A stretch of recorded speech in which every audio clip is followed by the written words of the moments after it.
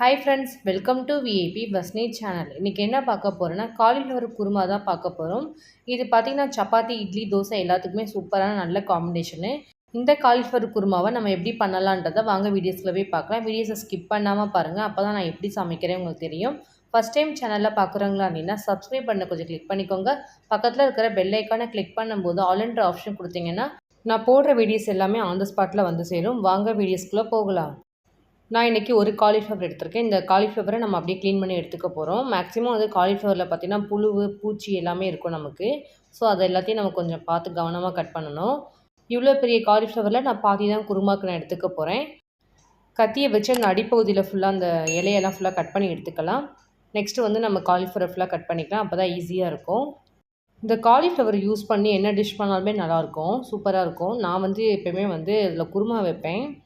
நிறைய 65 கூட பண்ணியிருக்கேன். ஆனால் நல்லாயிருக்கும். ஸோ நான் இன்றைக்கி வந்து இந்த இட்லிக்கு நான் வந்து குருமா வச்சு சாப்பிட போகிறேன்.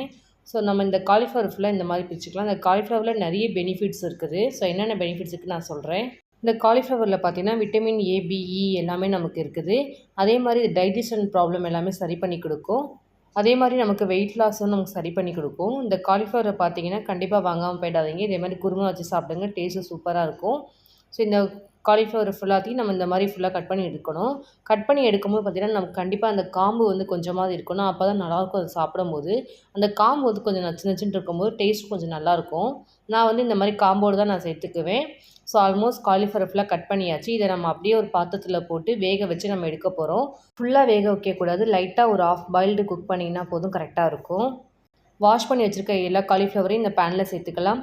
தேவையான அளவுக்கு தண்ணி சேர்த்து நம்ம வேக வைக்க போகிறோம்.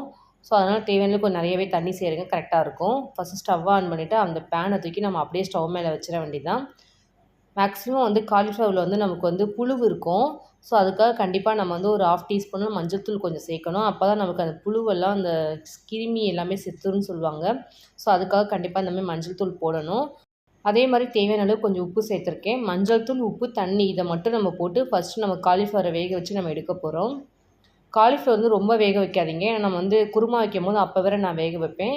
ஸோ அப்போ ரொம்ப குழஞ்சிரும். நம்ம காலிஃப்ளவர் வந்து குருமாவில் ஃபுல்லாக கரைஞ்சி போயிடும். லைட்டாக இந்த தண்ணி ஊற்றின உடனே நமக்கு ஸ்டீம் ஆகி வந்தோடனே நம்ம ஸ்டவ்வை ஆஃப் பண்ணிவிட்டு இந்த காலிஃப்ளவர் எல்லாத்தையுமே தண்ணியிலேருந்து உடனே ட்ரை பண்ணி நம்ம எடுத்துடணும்.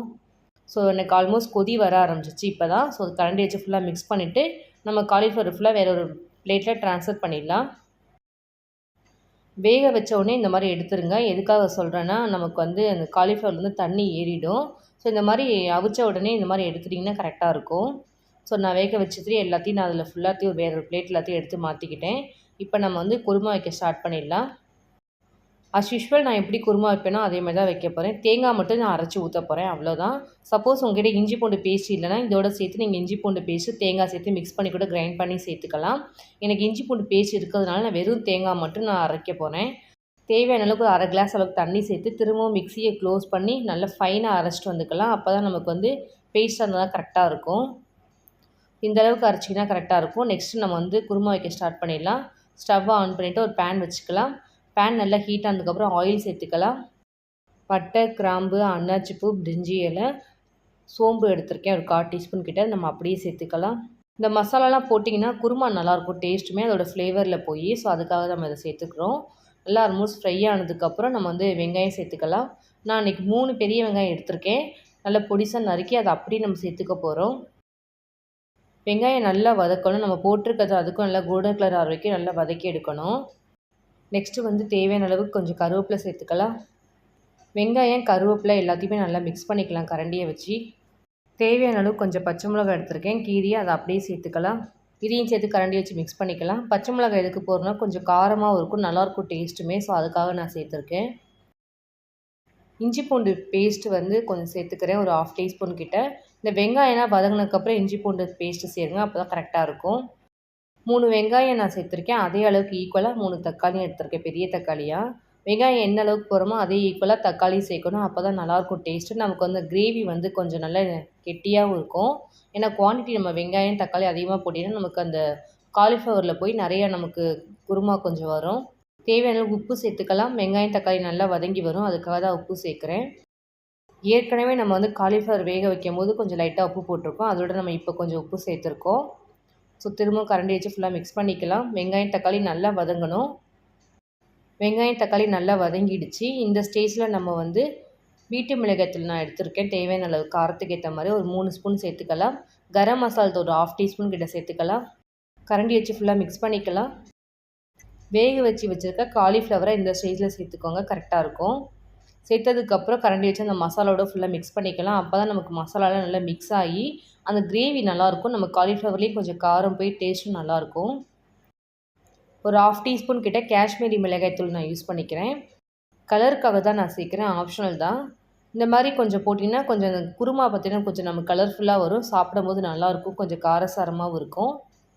ஸோ நான் இப்போ அரைச்சி வச்ச தேங்காய் விழுது இந்த டைமில் நான் சேர்த்துக்கிறேன். தேங்காய் அரைச்சதில் கொஞ்சம் தண்ணி இருந்துச்சு. ஸோ அந்த தண்ணியை கொஞ்சம் வாஷ் பண்ணி நான் அதையும் சேர்த்து ஊற்றிக்கிறேன். தேவையான அளவுக்கு ஒரு கிளாஸ் அளவுக்கு தண்ணி சேர்த்துக்கலாம். குருமா நம்ம நல்லா கொதித்து வரணும், நல்லா கிரேவியாக வரணும். அதனால் கொஞ்சம் தண்ணி சேருங்க, அப்போ தான் கரெக்டாக இருக்கும். ஆல்மோஸ்ட் எல்லா இன்க்ரீடியன்ஸும் சேர்த்தாச்சு. இப்போ வந்து குருமா நம்ம நல்லா கொதிக்க வச்சு நம்ம எடுக்க போகிறோம். ஸோ இந்த மாதிரி ஃபுல்லாக மிக்ஸ் பண்ணிட்டதுக்கப்புறம் இன்னும் கொஞ்சம் தேவையான கொஞ்சம் தண்ணி சேர்த்துக்கலாம். தண்ணி சேர்த்துட்டு கண்டிப்பாக தட்டு போட்டு மூடி அந்த 10 நிமிஷமாவது நம்ம அந்த குருமாவை நல்லா கொதிக்க வைக்கணும். அப்போ தான் நல்லா கெட்டியாக வரும். நமக்கு காலிஃப்ளவர் நல்லா வெந்து அந்த குருமாவும் டேஸ்ட் நல்லாயிருக்கும். ஸோ ஒரு 10 நிமிஷம் கிட்ட ஆகிடுச்சு. தட்டை ஓப்பன் பண்ணிவிட்டு திரும்பவும் கரண்டியை வச்சு நம்ம மிக்ஸ் பண்ணிக்கலாம். இன்னும் வந்து குருமா கொஞ்சம் தண்ணியாக தான் இருக்குது. நம்ம கொஞ்சம் கொதிக்க வச்சுன்னா கரெக்டாக இருக்கும். ஸோ இதே மாதிரி திரும்பவும் ஒரு 10 நிமிஷத்துக்கு தட்டு போட்டு மூடி இந்த மாதிரி கொதிக்க வச்சுன்னா கரெக்டாக இருக்கும். குருமா நல்லா கொதிக்க ஆரம்பிக்குது. நல்லா ஊற்றின தண்ணிக்கும் இப்போவும் பார்த்திங்கன்னா கொஞ்சம் நமக்கு குறைஞ்சிருக்குது. நமக்கு குருமா ஆற நமக்கு வந்து கொஞ்சம் கெட்டியாக வர ஆரம்பிக்கும். ஏன்னா தேங்காய்லாம் நம்ம அரைச்சி ஊற்றிருக்கிறதுனால. ஸ்டவ்வை ஆஃப் பண்ணிவிட்டு நம்ம வந்து கொத்தமல்லி தூவி இறக்கிட வேண்டியது தான். குருமா ரெடி ஆகிடுச்சு. இது அப்படியே இட்லியோடு வச்சு நான் சாப்பிட போகிறேன். செம்மையாக இருக்கும். ஃபஸ்ட் நம்ம வேறு ஒரு பவுலில் ட்ரான்ஸ்ஃபர் பண்ணிடலாம். உங்களுக்கு வேறு ஏதாவது குக்கிங் வீடியோஸ் ஏதாவது தேவைன்னாலும் கமெண்ட் செக்ஷனில் சொல்லுங்கள். நான் அதே மாதிரி உங்களுக்கு நான் செஞ்சு காமிக்கிறேன். இன்றைக்கி என்னோடய ஸ்டைலில் உங்களுக்கு நான் காலிஃப்ளவர் வச்சு குருமா எப்படி பண்ணலாம் நான் செஞ்சு காமிச்சிருக்கேன். செம்மையாக இருக்கும். இது பார்த்திங்கன்னா ரைஸுக்கும் நல்லாயிருக்கும். அதேமாதிரி சப்பாத்தி, இட்லி, தோசை எல்லாத்துக்குமே நல்ல பெஸ்ட்டு காம்பினேஷனாகவும் இருக்கும். கண்டிப்பாக ட்ரை பண்ணி பார்த்துட்டு கமெண்ட் செக்ஷனில் சொல்லுங்கள். என்னோடய வீடியோஸ் உங்களுக்கு பிடிச்சிருந்துச்சுன்னா லைக் பண்ணுங்கள், ஷேர் பண்ணுங்கள், கமெண்ட் பண்ணுங்கள், சப்ஸ்கிரைப் பண்ணுங்கள். பக்கத்தில் இருக்கிற பெல் ஐக்கானை கிளிக் பண்ணிவிடுங்க. Thank you friends.